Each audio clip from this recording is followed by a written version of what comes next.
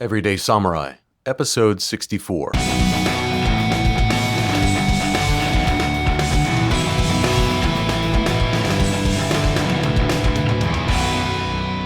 Greetings, friends, and welcome to Everyday Samurai, in service to your liberty and the security of a free state. How do you do? You might have heard the phrase, anyone who tries to disarm you is your enemy. And I found out about that lesson at a very young age. At the time, I was kind of upset, but looking back, I tend to think that it is one of the most formative and beneficial lessons that I learned, albeit the hard way. While at a family outing, I decided to try a little spearfishing on my own, and was very elated by the fact that I could actually stab a fish and catch it. And reveling in the success and self-congratulations, my older cousin decided to play a little trick on me. He said, "Wow, that was very impressive. Let me see your sword." Even though I knew it was just a hunting knife that I had picked up at a flea market, I kind of sensed that there was something untoward about his intentions, but nevertheless, being younger, I handed it over, and then he picked up the fish and stuffed it down my shirt. Again, I was pretty upset about it at the time, but looking back, I think it was an important lesson that I needed to learn. And certainly, I found out later in life that this axiom is true. Whoever's trying to disarm you does not have your best interests at heart, and therefore is your enemy, and should be treated as such. Carrying that lesson forward into my military career and in my law enforcement career, I learned that being armed is indeed necessary, but it also requires discipline. The other side of the coin of your duty to be armed as a citizen is that you must be sober and treat weapons with respect, and respect the fact that you need to uphold the highest moral standards while also wielding the capacity to take life. One of the other lessons that I learned in my military career was watching what happened to the former country of Libya and its leader, Colonel Muammar Gaddafi. I got to see firsthand from inside an operations center what the quote-unquote Western powers did to the former leader of a sovereign nation. That in the wake of the 9/11 attacks and the Western-led coalition forces throughout the Middle East, Muammar Gaddafi got the hint and decided to give up his chemical weapons program, which is,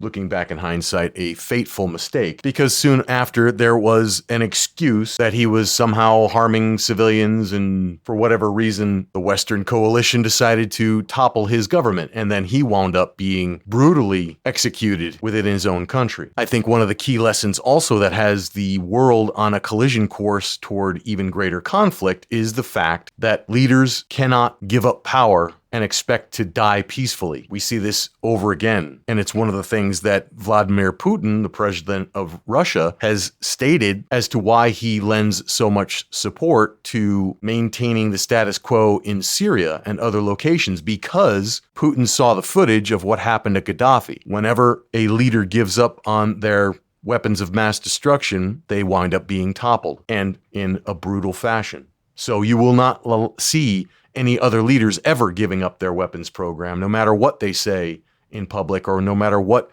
inspection regimes they negotiate with. The political caste in the United States and in the West have proven themselves over and over again to be unreliable partners in negotiating down the possession of weapons. In fact, it's increased the likelihood of brinksmanship. So I go at length to describe this because we see the disarmament programs being put forth by the political caste, especially in the United States. It's already happened in Australia and most of Europe. And it is that situation of being defenseless against the aggressive intentions of the political caste that has led to lockdowns, involuntary detention, and the whole concept of these concentration camps. In the United States, we see it under the Emergency Management Administration, or FEMA, which, from a constitutional perspective, has no legitimate reason to exist. However, that's not the world that we live in. In fact, we have to be very sober about the situation as it is, and recognizing that the disarmament is not only a violation of constitutional order and an abuse of political authority that puts the order of balance in the configuration completely contrary to its intended function, meaning those that hold public office need to be restrained in their exercise of political power. And the way that constraint is maintained is by having the population fully involved in executing the laws, repelling invasions, and suppressing insurrections. And without it, great imbalance occurs, which is what we have right now. When the population is disarmed, they can be put into concentration camp, involuntarily interred, which has happened time and time again throughout history, and most recently through the Charlie 19er pandemic situation, yet not in those areas where the population has the means of resisting those political encroachments. So we return now to Dr. Edwin Vieira's By Tyranny Out of Necessity, the Bastardy of Martial Law, because even though it was written in 2015, the writing was already on the wall. It's not that hard to figure out that those that make their living through taxation have a vested interest in perpetuating and expanding their power, enlarging their jurisdiction. And it really doesn't matter who is pulling the strings behind the curtain. Of course, those that are actually out front are representing a larger power structure. We should fully expect that. Be not fooled by appearances. All war is based on deception. But the key node, the center of gravity that must be controlled, is the execution of law, the use of force in society. And in a free state, it is the people themselves that wield that ultimate authority on how the use of force is used in society. That's what Article 1, Section 8, Clauses 15 and 16 in conjunction with the Second Amendment in its entirety, not just the last half, but all of it. It is a configuration for self-governance, and without it, the Constitution and the Federation of Republics called the United States cannot work. And these principles are enduring. They can work in any society so long as you have a culture of self-governance, a culture that respects private property and the rule of law, those that recognize that the ultimate authority is not man-made, but as the Declaration of Independence indicates, we are abiding by a law of nature and of nature's God, and it is guided by reason. So we know what the problem is, and we can now look even further at what rationale the political caste, are using to justify further encroachment and then planning for controlling the population through martial law. So let's jump into Chapter 4, which is quite a long one. It's probably going to take multiple sessions to get through, but it is entitled The Rationale Under Color of Which Rogue Public Officials Will Attempt to Impose Martial Governance Upon This Country. In this context, hardly surprising is that the Homeland Security establishment has set out to rid itself of every constitutional restraint that interferes with the efficient employment of the latest secret police technology that hinders expansion of the jurisdiction and operations of the national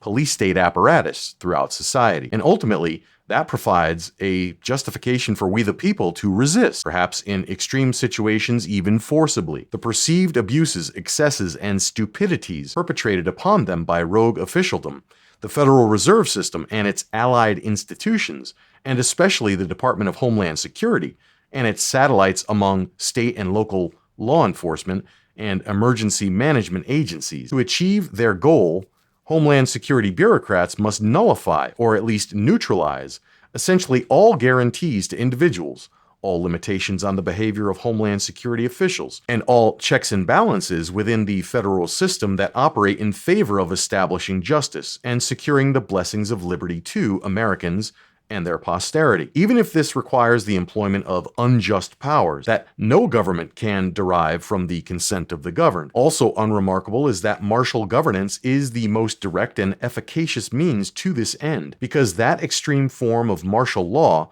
applies to civilians and involves the substitution of a military regime and military tribunals in a whole community in place of the ordinary processes of justice. And Americans cannot hope to secure the blessings of liberty if the steps necessary to establish justice in the constitutional sense of that term cannot be followed. Self-evidently, martial governance sets aside constitutional restraints in actual practice because it circumvents and thereby effectively eliminates the ordinary processes of justice, among which the enforcement of those restraints takes priority. Even a constitutional right without a remedy is as if it were not. For every beneficial purpose, it may be said not to exist. Martial governance also purports to obliterate constitutional restraints in legal principle, because if it is somehow superior to the Constitution, as its proponents claim it to be, and even to the Declaration of Independence,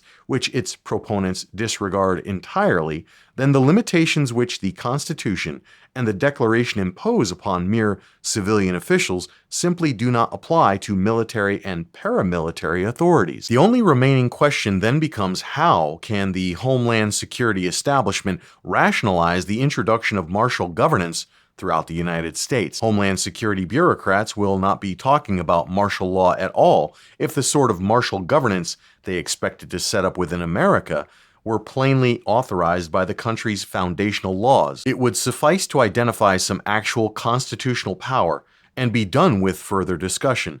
As will be demonstrated hereinafter, however, no support for martial governance can be found in either the Declaration of Independence or the Constitution. The Homeland Security bureaucrats know this, if they will not admit it. Therefore, as a rationale for martial governance, they need to fall back upon some body of law other than the Declaration and the Constitution, and fundamentally contradictory of both. Their preferred body of law for this purpose is the so-called international law of belligerent occupation. So again, Dr. Vieira is not saying these things aren't happening or that they can't happen. It's simply that they are without legitimacy. And that is one of the key components that this exercise of reading the book and talking about we the people are the government, obviously, these are not the realities that we look out in the common discourse. Most people don't recognize that all of this is illegitimate because it is devoid of delegated authority. So when I talk about we the people are the government, of course I recognize that there's a huge disconnect between the governed and the governing, the rulers and the ruled, but that's not how it's supposed to function. It is without legitimacy. And once you take away that mental block and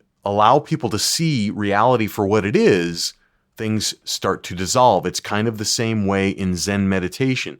When you ask the question, who are you? And you start talking about your name or your body or your job or your children or your activities, all of those things are not the real you. And it's through long periods of introspection that the self begins to dissolve until you realize that there is no independent self. And that is the path of liberation in the mental spiritual space. Similarly, we can see this when we start to disentangle the web of lies that the political caste is foisting upon the people so that they forget who the real source of political power is. All power is invested in the Congress to do only those things that are delegated in Article 1, Section 8. And if it is outside of those parameters, the people that are trying to impose those activities are in fact criminals. They are no longer the government. We, the people, are the government with equality under a common law is something that needs to be drilled into the heads of everyday ordinary Americans so that they start acting like sovereigns rather than subject. And so whenever you see someone laying claim to a quote-unquote governmental authority that is devoid of roots back to constitutionally delegated authority, you can recognize that it is illegitimate. So I'll continue with Dr. Vieira's exposition. Although the Department of the Army's field manual, The Law of Land Warfare, may not originally have been written with such a subversive aim, it does provide a great deal of material which aspiring usurpers and tyrants can twist to that end. And here he quotes from that Army Field Manual, The Law of Land Warfare. In the practice of the United States, military government is the form of administration which may be established and maintained for the government of areas of the following types that have been subject to military occupation: enemy territory, domestic territory recovered from rebels treated as belligerents. Although military government is an accepted concept in the law of the United States, the limits placed upon its exercise are prescribed by the international law of belligerent occupation. In the United States, martial law is the temporary government of the civil population of domestic territory through the military forces, without the authority of written law, as necessity may require. The most prominent distinction between military government and martial law is that the former is generally exercised in the territory of or territory formerly occupied by a hostile belligerent, and is subject to restraints imposed by international law of belligerent occupation, while the latter is invoked only in domestic territory, the local government and inhabitants of which are not treated or recognized as belligerents, and is governed solely by the domestic law of the United States. So far as the United States forces are concerned, military government and martial law are exercised by the military commander, under the direction of the President, as Commander-in-Chief of the Armed Forces. Now, as defined in the law of land warfare, martial law is bad enough, being the temporary government of the civil population of domestic territory through the military forces without the authority of written law, as necessity may require. But when a significant proportion of the civilian population is alleged to consist in whole or in part of rebels treated as belligerents, then martial law and military government coalesce into what this study denotes as martial governance. And again, that's Dr. Vieira's definition of martial governance. At that point, the limits placed upon its exercise are prescribed only by the international law of belligerent occupation, not by the Declaration of Independence and the Constitution, because, as will be demonstrated hereinafter, if those documents were ascendant, martial governance would be illegitimate, whereas if martial governance were authoritative, those documents would be irrelevant. So here we see that those two things are incompatible. Martial governance is incompatible with the Declaration of Independence and the Constitution. And if you have martial governance, then you are no longer operating under constitutional order based on the foundation found in the Declaration of Independence. That's also a key point to bring up whenever you see a politician asserting authority that is not rooted in a constitutionally delegated power. You can't have it both ways. That martial governance deprives the citizens whom it labels rebels and treats as belligerents of all the protections the Constitution otherwise extends to them appears most clearly in its denial of the right to defend themselves before an independent civilian judiciary. Military jurisdiction is of two kinds. First, that which is conferred by that branch of a country's municipal law which regulates its military establishment. Second, that which is derived from international law, including the law of war. In areas occupied by United States forces, military jurisdiction over individuals other than members of the armed forces who are charged with violating legislation or orders of the occupant is usually exercised by military government courts. These tribunals are actually military commissions. They sit in and for the occupied area and thus exercise their jurisdiction on a territorial basis. When military jurisdiction derived from international law clamps down upon domestic territory recovered from rebels treated as belligerents, the privilege of the writ of habeas corpus is effectively suspended for the duration of martial governance, along with the entirety of the Bill of Rights, which the civilian courts otherwise could enforce on behalf of the inhabitants, even though Congress has not determined that the public safety may require it. To be sure, by circumscribing the military jurisdiction which is conferred by that branch of this country's municipal law which regulates its military establishment, Congress could always enact statutes to repudiate and override putative international law, secure constitutional guarantees of due process for alleged rebels, and even prohibit martial governance in the first place by outlawing the practice of treating rebels as belligerents subject to the law of war. Indeed, were the rebels actually levying war against the United States, essentially the only situation in which American citizens could be fairly described as both rebels and belligerents, in fact, the Constitution would require Congress to do so. Absent affirmative congressional action, however, according to the law of land warfare, the international law of belligerent occupation supposedly would apply to the exclusion of all other laws. So how often do we see this at play as well, where Congress is supposed to be the source of all legislative authority, not deferring to these executive bureaucracies, they fail to act, just like in the wake of 9/11. Instead of declaring war or issuing letters of marque and reprisal as the Constitution requires, they authorize the use of military force, which is not the same thing as declaring war. The entire war of terror has been based on unconstitutionally delegated authorities, and we are now seeing that the empire is coming home to roost. That's what martial law is. All those exercises of undelegated authority overseas are now being practiced at home, or at least shaping a space in which those undelegated authorities can be imposed upon the local population. Again, I refer back to the time where I was in a meeting with some general officers and high-level colonels, and this general from Special Operations Command said, well, what about population controls? What are we doing about collecting biometrics and making sure that we're putting in the necessary fencing to keep the population in check in this third world country? Well, again, that whole concept is coming home with digital passports and central bank digital currencies and needing to have a vaccine passport in order to travel or even be let out of your home. All of those elements of martial governance that were practiced during campaigns in the War on Terror are now informing decisions and giving options to the political caste to be used on domestic population. All of that stems from the first harmful act, which is deploying a military overseas under the authorization to use military force without formal declarations of war, which would have been better handled in the wake of 9/11 attacks by issuing letters of marque and reprisal so that privateers, properly motivated by a profit incentive, would go out and enact foreign policy on behalf of the Congress. But that's a whole nother matter. The point is, all of this stems from illegitimate exercises of political power.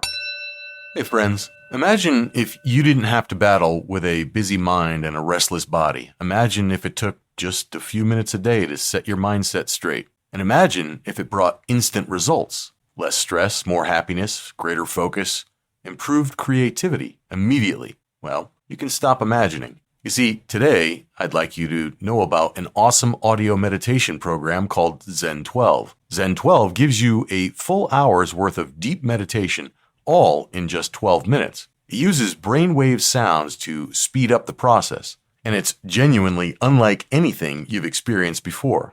I use this meditation program myself and recommend you do just as much. Just listen and experience the wonderful results. It's meditation for the modern world, for busy people, and it is the most efficient way to get the results that you need. Right now, you can get a free sample of this wonderful technology at everydaysamurai.life/Zen12. Your commitment to a mindfulness practice is essential to bringing your highest faculties online, so you can perform your best at all you do, and Zen 12 can help you maximize the results. Check out everydaysamurai.life/Zen12. That's everydaysamurai.life/Zen12. A number of possible gradations of domestic civil unrest can be posited as to which the Homeland Security establishment might claim, albeit without plausible legal support, a license to invoke martial law in some sense, up to martial governance in the full sense. At this juncture, however, consideration need be given to only the most extreme of these, which casts into sharp relief the ultimate political and legal problems at hand. Imagine that in the course of a nationwide economic collapse and the social upheavals it causes, the good people of America finally recognize that rogue public officials not only have systematically engaged in faulty, corrupt, and even criminal policies that contradict the Constitution's purposes to ensure domestic tranquility and promote the general welfare, but also are committing no less than treason by levying war against we the people in numerous ways. Having exhausted their patience with the scoundrels who pretend to act as their representatives while betraying them at every turn, the good people conclude that they must exercise their 3 fundamental sovereign rights to put paid at last to a long train of abuses and usurpations by rogue officials, pursuing invariably the same object which evinces a design to reduce the people under absolute despotism. So, the good people begin here and there to engage in self-defense and self-help, aimed at the restoration of constitutional government at every level of the federal system, not initially with violent means, but by interposing ever-increasing, ever more effective non-compliance and non-cooperation with, along with mass demonstrations and other forms of pacific renitence against rogue officialdom's demands, all backed up by the ever-present threat of actual armed popular resistance, made effective by the self-confidence the good people's personal possession of arms engenders. Even under this pressure, though, rogue officials adamantly refuse to surrender the smallest advantages accruing to them and their clients from the political racketeering business model.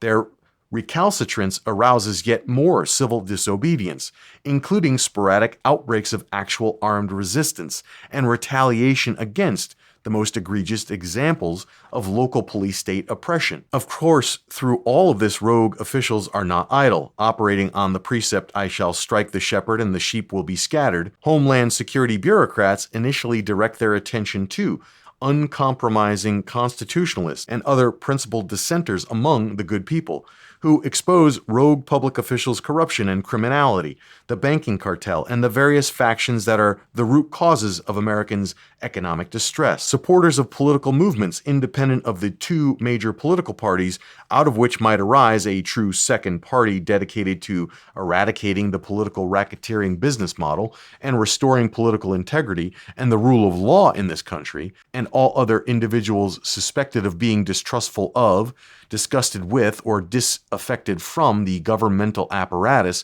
who might spread disillusionment and dissension and incite disturbances among their families, co-workers, friends, and neighbors.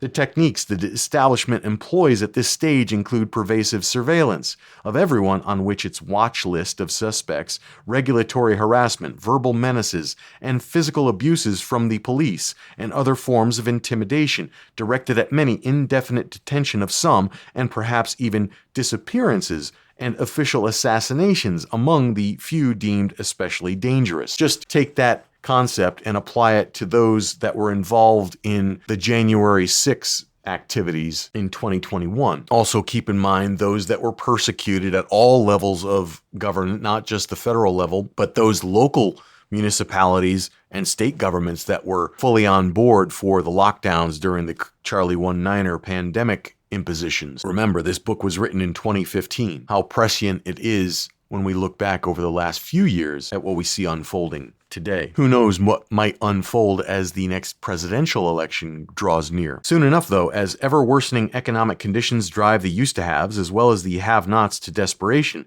the ranks of disgruntled Americans swell to such an extent that the Homeland Security bureaucrats come to consider every region of this country in which any significant number of individuals offer any type of determined opposition to the governmental apparatus as sufficiently infested with anti-government extremists to warrant a full-scale crackdown on the entire population for the purpose of imposing law and order. Although the bureaucrats claim that circumstances have forced them to adopt such a drastic course, the circumstances are exactly what they have expected to arise as a consequence of their own actions, what they have gone out of their way to exacerbate, and what they welcome with open arms in both senses of that word, as an excuse to launch against America, a full-scale assault to deny not just the good people, but all of we the people, the blessings of liberty, to themselves and their posterity. We the people's self-defense through the exercise of even their most basic constitutional liberties against acts of repression by rogue governmental agents is then roundly denounced as posing grave threats to the safety of public officials and institutions, rather than being defended as freedom of speech, freedom of the press, and the right to petition the government for a redress of grievances. Vehement public criticisms of rogue officialdom are condemned as incitements to violence or even sedition. If hordes of justifiably angry citizens resort to their right peaceably to assemble, in order to demonstrate the urgency and seriousness of their protestations, their actions are attacked as mobilizations aimed at insurrection, and the widespread private possession of firearms and ammunition by large numbers of exasperated people brings the exercise of the right to keep and bear arms under fire as amounting to preparation for outright rebellion. In a whirlwind of hysteria blowing from the big mainstream media, these ersatz threats to law and order rationalize rogue officialdom's extension of the war on terrorism to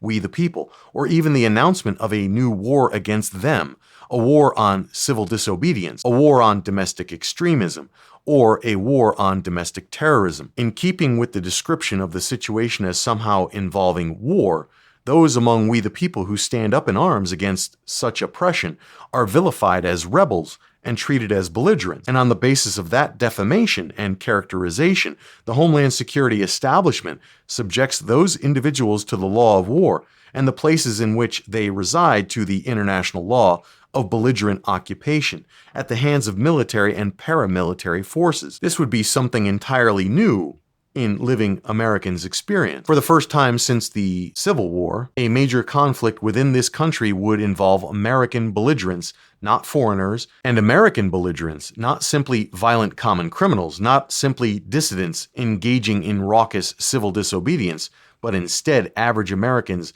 justifiably resorting to self-defense against economic and political oppression emanating from what passes deceitfully for their own quote-unquote government. Now, although it may be true that in some situations the law of war is binding not only upon states as such, but also upon individuals, because, of course, states can be observed to act only through the actions of individuals, in the scenario just posited, the law of war could not possibly apply.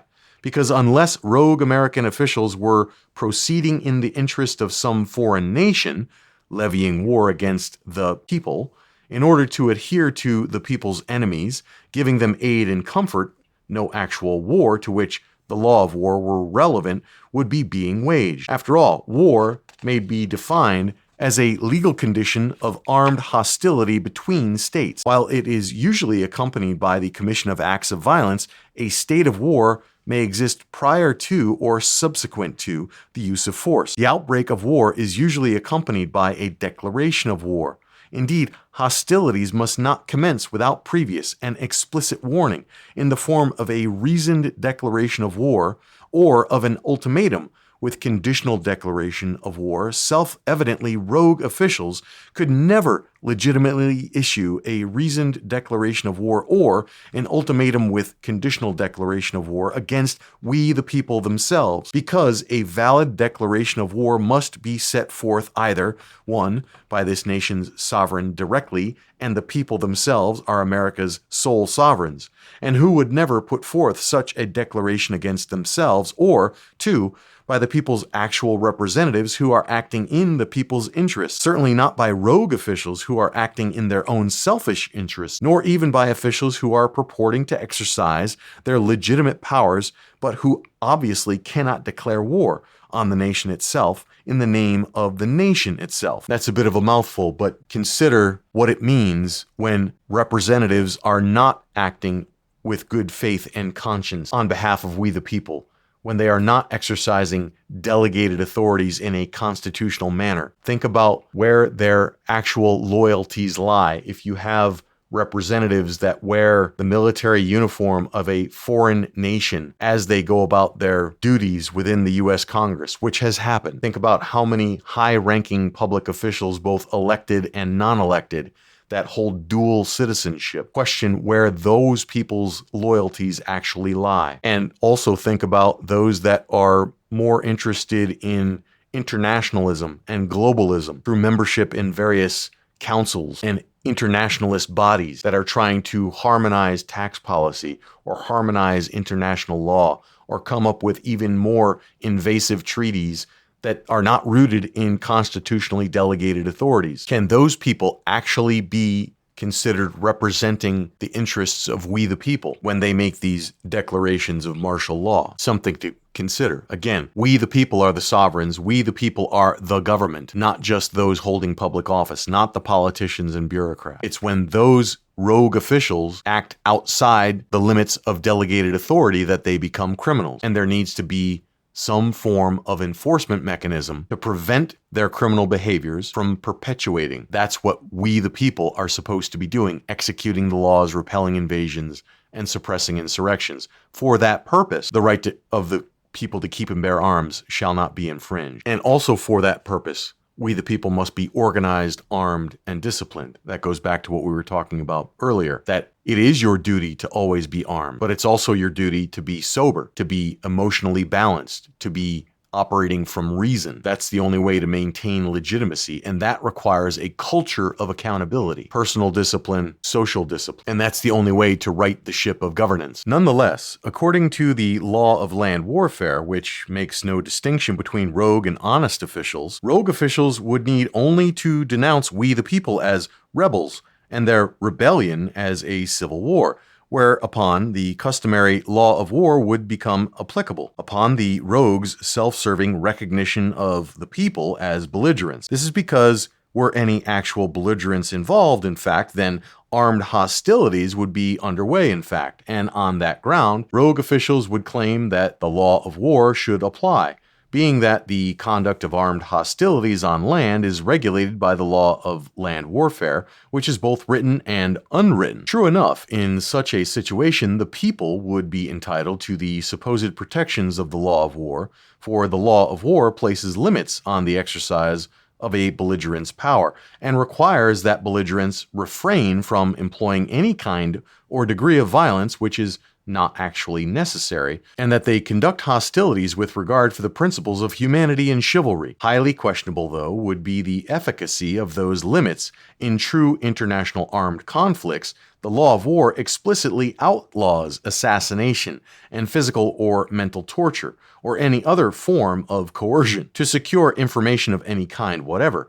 Even in true civil wars, in which perhaps neither side can honestly claim a clear preponderance of legal right, the law of war prohibits those atrocities. Now he's quoting from the law of war. In the case of armed conflict, not of an international character, occurring in the territory of one of the parties, each party to the conflict shall be bound to apply as a minimum the following provisions. Persons taking no active part in the hostilities, including members of armed forces who have laid down their arms, and those placed hors de combat by any cause, shall in all circumstances be treated humanely. To this end, the following acts are and shall remain prohibited at any time and in any place whatsoever with respect to the above-mentioned persons: violence to life and person in particular, murder of all kinds, mutilation, cruel treatment, and torture. Under color of the war on terrorism today, though, rogue officials claim that official assassinations and torture are legally permissible, even though they have yet openly to condemn any of the good people within the United States as belligerents. Now just think of the American citizen in Yemen and his son that was assassinated by a drone attack by the United States military. Again, the empire always comes home. Revealing, moreover, whether effective or not, the law of war would add precisely nothing to the protections American patriots who found themselves in the situation posited here would be entitled to claim under the Constitution were the law of war not to exist at all. Every patriot trying to restore by force of arms the primacy of the Constitution against rogue officials, indeed, even an individual whose acts of levying war against the United States those officials would claim arguably amounted to outright treason, would be constitutionally entitled not to be compelled in any criminal case to be a witness against himself, say by means of torture, and not to be deprived of life without due process of law, say by means of an official assassination. And insofar as they pretended to proceed under the aegis of the Constitution, even the rogue officials opposing the patriots would be required, at least in form, to recognize the existence of those limitations on their purported authority. On the other hand, as it would be applied to supposed belligerents in a civil war in America, the law of war would plainly detract from the protections the Constitution guarantees to all Americans, because the law of war is derived from two principal sources: lawmaking treaties or conventions and custom. Although some of the law of war has not been incorporated in any treaty or convention to which the United States is a party, this body of unwritten or customary law is firmly established by the custom of nations and well defined by recognized authorities on international law. So far as the law of war is concerned, to the authors of the law of land warfare and others of their persuasion, the Constitution is an irrelevance, if not an impertinent. To be sure, of purported treaty or a convention which embodies some party of the law of war may be unconstitutional. In that event, constitutional protections would apply if rogue officials deemed to recognize them. Even in the absence of treaties, valid or invalid, though, according to the law of war, the parties to a conflict shall remain bound to fulfill their obligations by virtue of the principles of the law of nations, as they result from the usages established among civilized peoples, from the laws of humanity and the dictates of the public conscience. The received wisdom is that the unwritten or customary law of war is binding upon all nations. The customary law of war is part of the law of the United States, and insofar as it is not inconsistent with any treaty to which this country is a party, or with a controlling executive or legislative act, is binding upon the United States, citizens of the United States and other persons serving this country. And evidence of the customary law of war arising from the general consent of the states may be found in judicial decisions, the writings of jurists, diplomatic correspondence, and other documentary material concerning the practice of the states. In particular, the limits placed upon the exercise of military government are prescribed only by the international law of belligerent occupation. Thus, absent a controlling executive or legislative act or some valid treaty, which is, of course, dependent upon a combination of executive and legislative action in its adoption, the law of war and its offshoot, the international law of belligerent occupation, would supposedly reign supreme. Apparently, under such circumstances, the Declaration of Independence and the Constitution would not be controlling of their own unaided force, but instead would remain subordinate to those other laws which derived from the general consent of states, and therefore might not embrace the particular consent of the United States at all. So for now, I will leave off on page 76 of chapter 4, Dr. Edwin Vieira's By Tyranny Out of Necessity, the Bastardy of Martial Law, talking about the legitimacy of government when we the people resist the rogue activities of representatives and public officers that are ignoring sound constitutional principles. Remember, Dr. Vieira also speaks about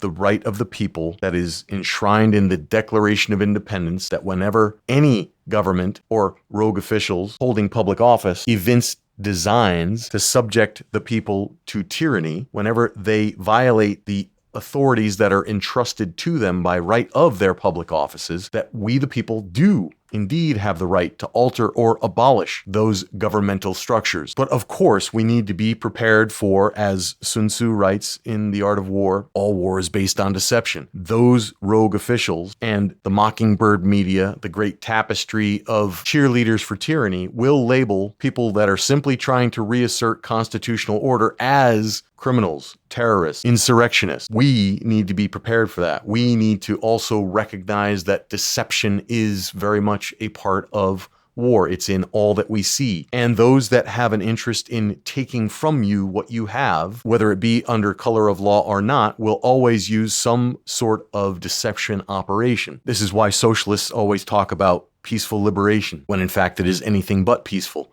And in fact, it does not lead to liberty. Socialism is incompatible with the Constitution because no one can be secure in their persons, houses, papers, or effects under a regime of central planning. So they need to employ great ruses in order to enact their plans, their plan for your stuff and your life and your body. Controlling speech, controlling the narrative is all part of the campaign to control you and your property. This is why continually reminding people that we are the government with equality under the law is so essential. And also looking at every situation with an eye toward asking, where is the deception? What is true about this situation? What is true about this assertion? Constantly asking, how do I know that to be true? Especially when it comes to politics, but it's also applicable simply to knowing who you are. So I'll end with a bit of a mindset minute in that we look at these troubling situations in the world, and they are true, yet there is a solution. And it is, as Musashi wrote, the way is in training. To discipline your mind, body, spirit, and in the body of all of your affairs,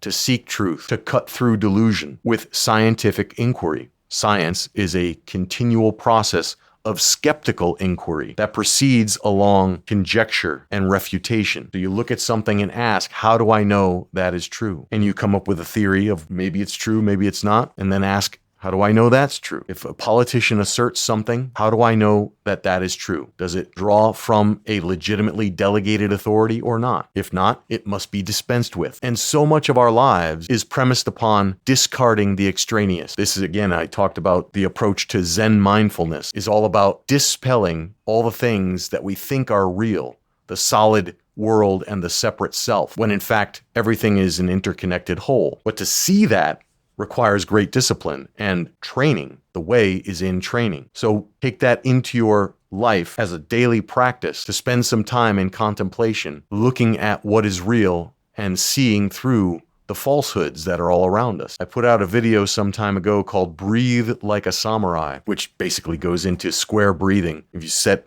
a timer for 5 minutes, inhale for 4 seconds, hold that breath for 4 seconds, exhale for 4 seconds, and then really press to fully empty your lungs for another 4 seconds, that creates a box. That box of 4 sides of 4 seconds each is the completion of a circle, a cycle of inhale and exhale that is complete and brings great, tremendous physiological benefits through oxygenation and moving of lymph and so many other things that I describe in the video. But it's also a practice to develop mindfulness because so much is going to arise. And while you're doing the square breathing, for whatever amount of time, 5, 10, 15, 20 minutes a day, preferably twice a day, you get to watch what happens in the mental space to see what arises. And then you have the opportunity to ask, is it true? How do I know that is true? And chances are, whatever arises when subjected to inquiry will dissipate. And how much stress will dissipate also when you subject your thoughts and those mental patterns that order your life to the inquiry of, do I know that's true? How is that true? So much will scatter and dissipate. And once